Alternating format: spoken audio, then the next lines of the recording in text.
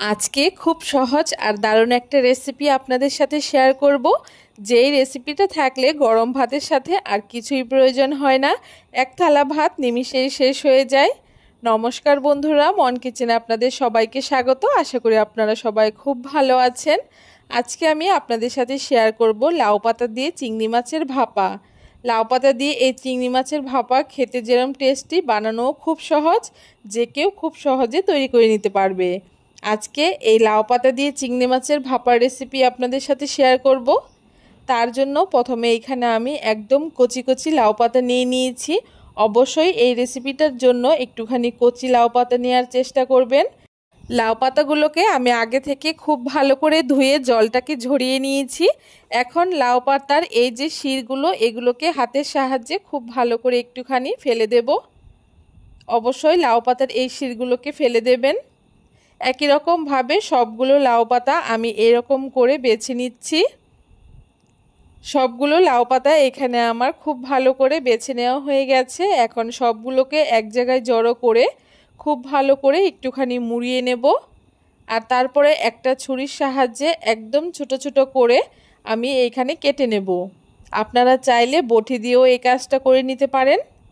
যতটা সম্ভব একটুখানি সরু সরু করে লাউ পাতাগুলোকে কেটে নিতে হবে। আপনারা চাইলে এখানে লাউ পাতার পরিমাণটা আর একটু বেশি করেও ব্যবহার করতে পারেন। যেই লাউ পাতাগুলো একটুখানি বড় রয়েছে সেইগুলোকে আবার একটুখানি কাট করে দিচ্ছি। দেখুন, লাউ পাতাগুলোকে খুব ভালো করে কেটে নিয়েছি। এখন এখানে আমি একটা মশলা তৈরি করব। তার জন্য শিলনোড়ায় 1.5 চামচ মতো কালো সর্ষে দিয়ে দিয়েছি, 1 চামচ পোস্তদানা দিয়ে দিয়েছি, 2টো কাঁচা লঙ্কা দিয়ে দিয়েছি। ঝালটা অবশ্যই পরিমাণ মতো ব্যবহার করবেন। সাথে সামান্য একটু নুন আর একটুখানি জল দিয়ে খুব ভালো করে এই মশলাটাকে বেটে নেব। আপনারা চাইলে এই মশলাটাকে মিক্সিং জারেও বেটে নিতে পারেন। তবে যে কোনো মশলা শিলনোড়ায় যদি একটু বেটে নেওয়া হয় তাহলে তার টেস্টটা একটু বেশি ভালো হয়। তাই এখানে আমি শিলনোড়ায় সর্ষে পোস্তটাকে বেটে নিচ্ছি। সর্ষে আর পোস্তটাকে এখানে বেটে নেওয়া হয়ে গেছে। এখন উনানে একটা কড়াই বসিয়ে দিয়ে 1 গ্লাস মতো জল দিয়ে দিচ্ছি। আর তারপরে এখানে আগে থেকে পরিষ্কার করে রাখা লাউ পাতাগুলোকে দিয়ে তার মধ্যে সামান্য একটুখানি নুন দিয়ে দিচ্ছি। আর তারপরে ঢাকা দিয়ে মোটামুটি 5 মিনিট মতো লাউ পাতাগুলোকে একটুখানি মিডিয়াম আঁচে সেদ্ধ করে নেব বা ভাপিয়ে নেব। নুনটাকে দিয়ে খুব ভালো করে একটুখানি মিশিয়ে তারপরে এখানে আমি ঢাকা চাপা দিয়ে দিচ্ছি।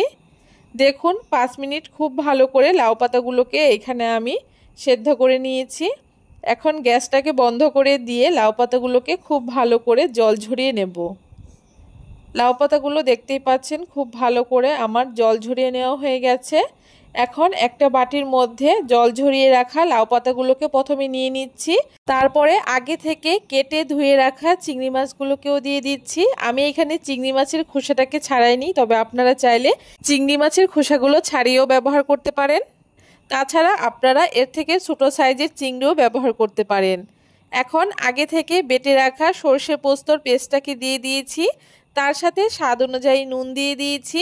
যেহেতু নুনটা আমি সর্ষে পোস্ত বাটার সময় কিছুটা ব্যবহার করেছিলাম, তাই এখানে নুনের পরিমাণটা অবশ্যই বুঝে শুনে ব্যবহার করতে হবে। সাথে সামান্য একটু লঙ্কার গুঁড়ো দিয়ে দিয়েছি, পরিমাণ মতো হলুদ দিয়ে দিয়েছি, আর সামান্য একটু চিনি দিয়ে দিয়েছি। সাথে 2 চামচ মতো সর্ষের তেল দিয়ে দিয়েছি। আর বেশ অনেকটা পরিমাণে চিড়ে রাখা লঙ্কা ব্যবহার করেছি। এখন সমস্ত কিছু খুব ভালো করে হাতের সাহায্যে একটুখানি চটকে চটকে মাখিয়ে নিতে হবে। একটুখানি সময় নিয়ে এই মাখাটা করে নিতে হবে, তাহলেই এর টেস্টটা আরও বেশি ভালো হয়। দেখুন, খুব ভালো করে একটুখানি চেপে চেপে হাত দিয়ে মাখিয়ে নিয়েছি। আর মাখাটা আমার একদম রেডি হয়ে গেছে। এখন লাউ পাতার চিংড়িগুলো ভাপানোর জন্য এখানে আমি একটা টিফিন কৌটো নিয়ে নিয়েছি। আর টিফিন কৌটোর মধ্যে মেখে রাখা লাউ পাতা আর চিংড়িটাকে দিয়ে দিচ্ছি। লাউ পাতা আর চিংড়িটাকে খুব ভালো করে দিয়ে একটা চামচের সাহায্যে খুব ভালো করে একটুখানি সমান করে দিচ্ছি। আর তারপরে এখানে সামান্য পরিমাণে একটু জল ব্যবহার করছি মশলার বাটিটাকে ধুয়ে।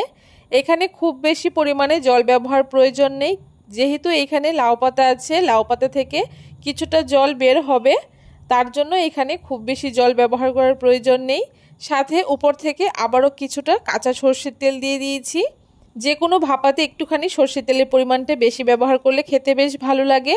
এখন টিফিন কৌটোর মুখটাকে খুব ভালো করে আটকে নিয়েছি। এখন এই টিফিন কৌটোটাকে আমি ভাপিয়ে নেব। তার জন্য কড়াইতে পরিমাণ মতো জল দিয়ে দিয়েছি। তার উপর একটা স্ট্যান্ড বসিয়ে টিফিন কৌটোটাকে স্ট্যান্ডের উপরে বসিয়ে ঢাকা দিয়ে 15 মিনিট ভাপিয়ে নেব। 10 মিনিট হাই ফ্লেমে ভাপাবো আর 5 মিনিট মিডিয়াম ফ্লেমে ভাপিয়ে নিয়ে গ্যাসটাকে বন্ধ করে ওইভাবে আমি রেখে দেব ঠান্ডা হওয়া পর্যন্ত। 10 মিনিট পরে আমি টিফিন কৌটোর ঢাকনাটাকে খুলে নিয়েছি আর আপনারা দেখে বুঝতেই পারছেন এটা কতটা টেস্টি আর কতটা সুন্দর হয়েছে। যখন আপনাদের কোনো কিছু খেতে ইচ্ছে করবে না তখন একবার এই রেসিপিটা তৈরি করে খেয়ে দেখবেন, আশা করি আপনাদের খুব ভালো লাগবে। কেমন লাগলো আজকে খুব সহজ পদ্ধতিতে লাউ পাতা দিয়ে এই চিংড়ি মাছের ভাপাটা অবশ্যই কমেন্ট করে জানাতে ভুলবেন না। ভিডিওটা ভালো লাগলে অবশ্যই সবার সাথে শেয়ার করে দিয়ে আমার চ্যানেলটাকে সাবস্ক্রাইব করে দেবেন।